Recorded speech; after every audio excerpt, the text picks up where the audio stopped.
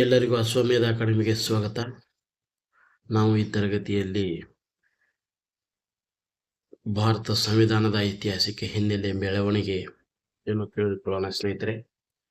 ಭಾರತದಲ್ಲಿ ಬ್ರಿಟಿಷ್ ಆಧಿಪತ್ಯದ ಆಡಳಿತವನ್ನು ನಿಯಂತ್ರಿಸಲು ಬ್ರಿಟನ್ನಿನ ಸಂಸತ್ತು, ರೆಗ್ಯುಲೇಟಿಂಗ್ ಕಾಯ್ದೆ, ಪಿಟ್ಸ್ ಇಂಡಿಯಾ ಕಾಯ್ದೆ, ಚಾರ್ಟರ್ ಕಾಯ್ದೆಗಳು, ಭಾರತ ಸರ್ಕಾರ ಕಾಯ್ದೆ, ಭಾರತ ಕೌನ್ಸಿಲ್ ಕಾಯ್ದೆ, ಭಾರತ ಸರ್ಕಾರ ಕಾಯ್ದೆ 1919, 1935 ಭಾರತ ಸರ್ಕಾರ ಕಾಯ್ದೆ ಇನ್ನಿತರ ಕಾಯ್ದೆಗಳನ್ನು ಜಾರಿಗೆ ತಂದಿತು. ಇದೇನಪ್ಪ ಅಂದ್ರೆ ಭಾರತೀಯರ ಬೇಡಿಕೆ ಮೇರೆಗೆ ಕೆಲವು ಸುಧಾರಣೆಗಳನ್ನು ತರುವುದು ಕೂಡ ಈ ಕಾಯ್ದೆಗಳನ್ನು ಜಾರಿಗೊಳಿಸುವುದರ ಹಿಂದಿನ ಉದ್ದೇಶವಾಗಿತ್ತು. ಮತ್ತು ಭಾರತಕ್ಕೆ ಅಧಿಕಾರ ಹಸ್ತಾಂತರಿಸುವ ಉದ್ದೇಶದಿಂದ ಭಾರತ ಸ್ವತಂತ್ರ ಕಾಯ್ದೆ 1947 ರೂಪಿಸಲಾಯಿತು. ಈ ಕಾಯ್ದೆಗಳು ಭಾರತ ಸಂವಿಧಾನದ ಬೆಳವಣಿಗೆಗೆ ಮಹತ್ವದ ಕೊಡುಗೆ ನೀಡಿವೆ. ಅವುಗಳ ಕುರಿತು ಈ ಒಂದು ವಿಡಿಯೋದಲ್ಲಿ 1773 ರೆಗ್ಯುಲೇಟಿಂಗ್ ಕಾಯ್ದೆ, 1784 ಪಿಟ್ಸ್ ಇಂಡಿಯಾ ಕಾಯ್ದೆ, 1793 ಚಾರ್ಟರ್ ಕಾಯ್ದೆ, 1813 ಮತ್ತು 1833 ಚಾರ್ಟರ್ ಕಾಯ್ದೆಗಳ ಮೇಲಿನ MCQ ಆಧಾರಿತ ಪ್ರಶ್ನೋತ್ತರಗಳನ್ನು ತಿಳ್ಕೊಳ್ಳೋಣ ಸ್ನೇಹಿತರೆ. ಇಲ್ಲಿ ಮೊದಲನೇದಾಗಿ ನಾವು ಪ್ರಾರಂಭಿಸೋಣ. 1773 ರೆಗ್ಯುಲೇಟಿಂಗ್ ಕಾಯ್ದೆ ಸಂಬಂಧಿಸಿದಂತೆ ಈ ಕೆಳಗಿನ ಹೇಳಿಕೆಗಳನ್ನು ಗಮನಿಸಿ. ಹೇಳಿಕೆ 1. ಈ ಕಾಯ್ದೆಯು ಬಂಗಾಳದ ಗವರ್ನರ್ ಹುದ್ದೆಯನ್ನು ಬಂಗಾಳದ ಗವರ್ನರ್ ಜನರಲ್ ಎಂದು ಮರುನಾಮಕರಣ ಮಾಡಿತು ಮತ್ತು ಲಾರ್ಡ್ ವಿಲಿಯಂ ಬೆಂಟಿಕ್ ಈ ಹುದ್ದೆಯನ್ನು ಅಲಂಕರಿಸಿದ ಮೊದಲ ವ್ಯಕ್ತಿಯಾಗಿದ್ದರು. ಹೇಳಿಕೆ 2. ಈ ಕಾಯ್ದೆಯು ಬಾಂಬೆ ಮತ್ತು ಮದ್ರಾಸ್ ಪ್ರಾಂತ್ಯಗಳ ಗವರ್ನರ್ಗಳನ್ನು ಬಂಗಾಳದ ಗವರ್ನರ್ ಜನರಲ್ಗೆ ಅಧೀನರನ್ನಾಗಿ ಮಾಡಿತು.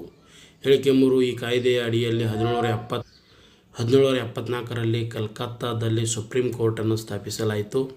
ಇದು ಒಬ್ಬ ಮುಖ್ಯ ನ್ಯಾಯಾಧೀಶರು ಮತ್ತು 3 ಇತರ ನ್ಯಾಯಾಧೀಶರನ್ನು ಒಳಗೊಂಡಿತ್ತು.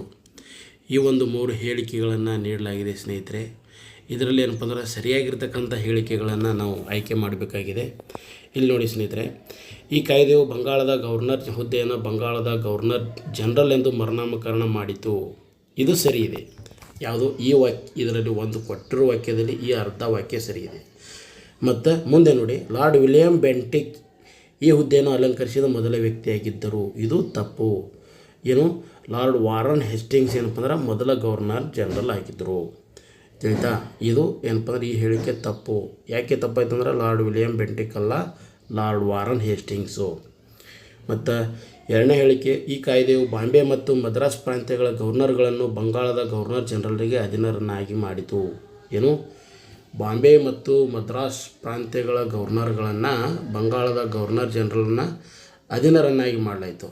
ಬಂಗಾಳದ ಗವರ್ನರ್ ಜನರಲ್ಗೆ ಏನಪ್ಪ ಅಂದ್ರೆ ಅಧೀನರಾಗಿ ಬಾಂಬೆ ಮತ್ತು ಮದ್ರಾಸ್ ಪ್ರಾಂತ್ಯಗಳನ್ನು ಮಾಡಲಾಯಿತು ಗವರ್ನರ್ಗಳನ್ನು. ಇದು ಸರಿಯಾಗಿರ್ತಕ್ಕಂಥದ್ದು. ಮತ್ತು ಮೂರನೇ ಹೇಳಿಕೆ ನಾವು ನೋಡೋದಾದರೆ, ಈ ಕಾಯ್ದೆ ಅಡಿಯಲ್ಲಿ 1774ರಲ್ಲಿ ಕಲ್ಕತ್ತಾದಲ್ಲಿ ಸುಪ್ರೀಂ ಕೋರ್ಟನ್ನು ಸ್ಥಾಪಿಸಲಾಯಿತು. ಇದು ಒಬ್ಬ ಮುಖ್ಯ ನ್ಯಾಯಾಧೀಶರು ಮತ್ತು 3 ಇತರ ನ್ಯಾಯಾಧೀಶರನ್ನು ಒಳಗೊಂಡಿತ್ತು. ಇಲ್ಲಿ ನೋಡಿ, ಇದು ಸರಿಯಾಗಿರ್ತಕ್ಕಂಥ ಹೇಳಿಕೆ. 1774ರಲ್ಲಿ ಕಲ್ಕತ್ತಾದಲ್ಲಿ ಸುಪ್ರೀಂ ಕೋರ್ಟ್ ಸ್ಥಾಪಿಸಲಾಯಿತು. ಇದೇನಪ್ಪ ಅಂದ್ರೆ ಒಬ್ಬ ಮುಖ್ಯ ನ್ಯಾಯಾಧೀಶ ಪ್ಲಸ್ ಏನಪ್ಪ ಅಂದ್ರೆ 3 ಇತರ ನ್ಯಾಯಾಧೀಶರನ್ನು ಒಳಗೊಂಡಿತ್ತು. ಇದು ಸರಿಯಾಗಿರ್ತಕ್ಕಂಥದ್ದು. ಆದ್ದರಿಂದ ಇಲ್ಲಿ ಏನಪ್ಪ ಅಂದ್ರೆ ಹೇಳಿಕೆ 2 ಮತ್ತು ಹೇಳಿಕೆ 3 ಸರಿಯಾಗಿದ್ದಾವೆ ಸ್ನೇಹಿತರೆ. ಹೇಳಿಕೆ 1 ತಪ್ಪು. ನಾವು ನೋಡೋಣ ಆನ್ಸರ್ ಟಿಕ್ ಮಾಡೋದು. ಹೇಳಿಕೆ 2 ಮತ್ತು 3 ಏನು ಎರಡನೇದೇನಿದೆಯಲ್ಲ ಇದು ಸರಿಯಾಗಿರ್ತಕ್ಕಂಥದ್ದು.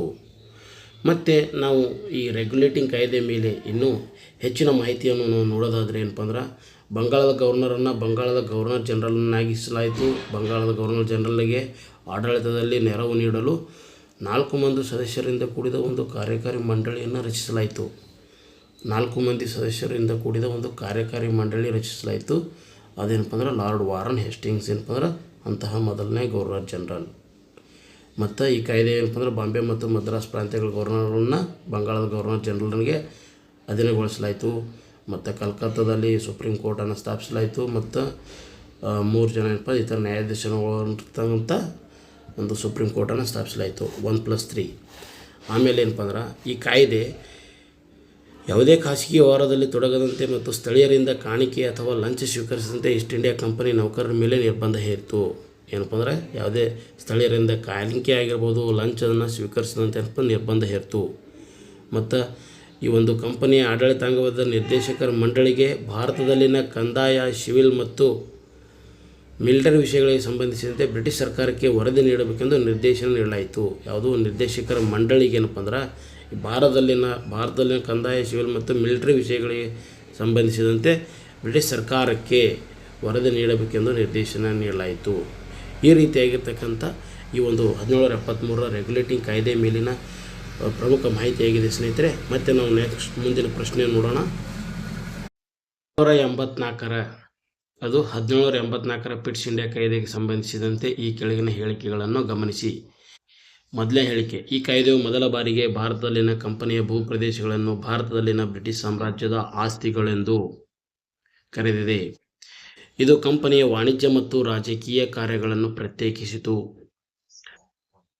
ಮೂರನೇದು, ರಾಜಕೀಯ ವ್ಯವಹಾರಗಳನ್ನು ನಿರ್ವಹಿಸಲು ಲಂಡನ್ನಲ್ಲಿ ಬೋರ್ಡ್ ಆಫ್ ಕಂಟ್ರೋಲ್ ಎಂಬ ಹೊಸ ಸಂಸ್ಥೆಯನ್ನು ಸ್ಥಾಪಿಸಲಾಯಿತು.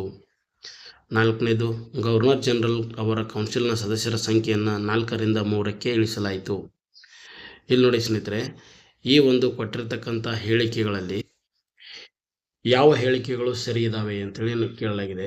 ಇಲ್ಲಿ ನೋಡಿ, ಈ ಕಾಯ್ದೆಯು ಮೊದಲ ಬಾರಿಗೆ ಭಾರತದಲ್ಲಿನ ಕಂಪನಿಯ ಭೂಪ್ರದೇಶಗಳನ್ನು ಭಾರತದಲ್ಲಿನ ಬ್ರಿಟಿಷ್ ಸಾಮ್ರಾಜ್ಯದ ಆಸ್ತಿಗಳು ಎಂದು ಕರೆದಿದೆ. ಇದು ಸರಿಯಾಗಿರತಕ್ಕಂಥ ಹೇಳಿಕೆ. ಆಮೇಲೆ ಎರಡನೇ ಹೇಳಿಕೆ, ಇದು ಕಂಪನಿಯ ವಾಣಿಜ್ಯ ಮತ್ತು ರಾಜಕೀಯ ಕಾರ್ಯಗಳನ್ನು ಪ್ರತ್ಯೇಕಿಸಿತು. ಇದು ಕರೆಕ್ಟು. ವಾಣಿಜ್ಯ ಮತ್ತು ರಾಜಕೀಯ ಕಾರ್ಯಗಳನ್ನು ಪ್ರತ್ಯೇಕಿಸ್ತದೆ.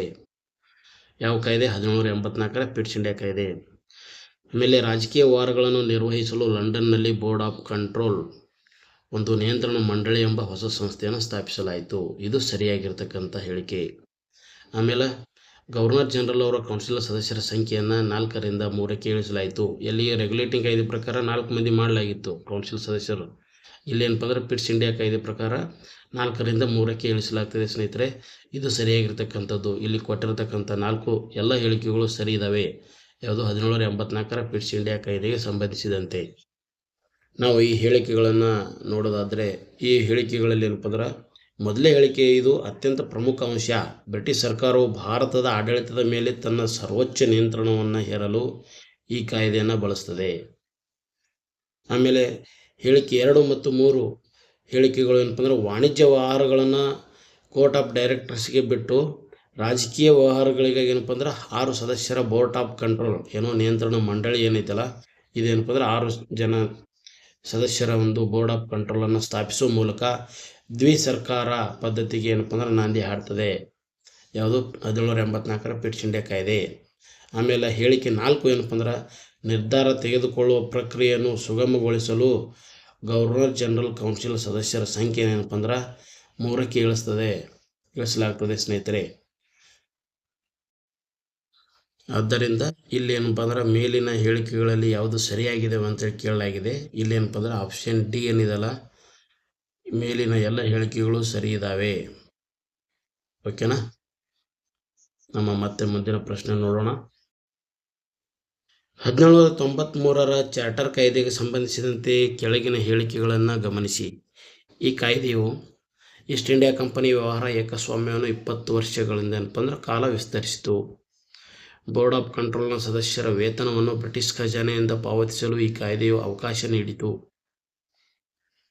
ಬ್ರಿಟಿಷ್ ಖಜಾನೆಯಿಂದ ಪಾವತಿಸಲು. ಗವರ್ನರ್ ಜನರಲ್ ಅವರ ಕೌನ್ಸಿಲ್ ನಿರ್ಧಾರಗಳನ್ನು ತಿರಸ್ಕರಿಸುವ ಅಧಿಕಾರವನ್ನು ಕೇವಲ ಲಾರ್ಡ್ ಕಾರ್ನ್ವಾಲಿಸ್ಗೆ ಮಾತ್ರ ಸೀಮಿತಗೊಳಿಸಲಾಯಿತು. ಕಂದಾಯ, ಆಡಳಿತ ಮತ್ತು ನ್ಯಾಯಾಂಗ ಕಾರ್ಯಗಳನ್ನು ಈ ಕಾಯ್ದೆಯ ಮೂಲಕ ಪ್ರತ್ಯೇಕಿಸಲಾಯಿತು.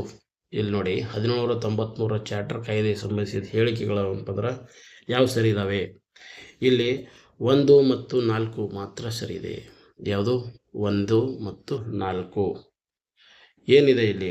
ಈ ಕಾಯ್ದೆ ಏನಪ್ಪ ಅಂದ್ರೆ ಈಸ್ಟ್ ಇಂಡಿಯಾ ಕಂಪನಿ ವ್ಯವಹಾರ ಏಕಸ್ವಾಮ್ಯವನ್ನು 20 ವರ್ಷಗಳ ಕಾಲ ವಿಸ್ತರಿಸಿತು. 20 ವರ್ಷಗಳ ಕಾಲ ವಿಸ್ತರಿಸಿತು. ಮತ್ತು ಕಂದಾಯ ಆಡಳಿತವನ್ನು ನ್ಯಾಯಾಂಗ ಕಾರ್ಯಗಳಿಂದ ಪ್ರತ್ಯೇಕಿಸಲಾಯಿತು. ಕಂದಾಯ ಮತ್ತು ಆಡಳಿತ ಮತ್ತು ನ್ಯಾಯಾಂಗ ಕಾರ್ಯಗಳನ್ನು ಏನಪ್ಪ ಅಂದ್ರೆ ಪ್ರತ್ಯೇಕಿಸಲಾಯಿತು. ಇದು ಏನಾಗ್ತದೆ? ಮಾಲ್ ಅದಾಲತ್ಗಳ ಕಂದಾಯ ನ್ಯಾಯಾಲಯಗಳು ಏನಿದಾವಲ್ಲ, ಅವುಗಳ ಅಂತ್ಯಕ್ಕೆ ಕಾರಣ ಆಗ್ತದೆ. ಹೀಗಾಗಿ ಏನಪ್ಪ ಅಂದ್ರೆ 1 ಮತ್ತು 4 ಮಾತ್ರ ಸರಿ ಇದ್ದಾವೆ.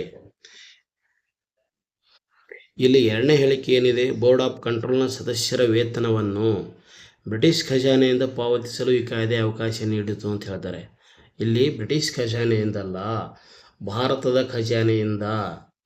ಬ್ರಿಟಿಷ್ ಖಜಾನೆಯ ಬದಲು ಭಾರತದ ಖಜಾನೆಯಿಂದ ವೇತನ ಪಡೆಯಲು ಅವಕಾಶ ನೀಡುತ್ತದೆ. ಆದ್ದರಿಂದ ಈ ಹೇಳಿಕೆ ತಪ್ಪಾಗುತ್ತೆ.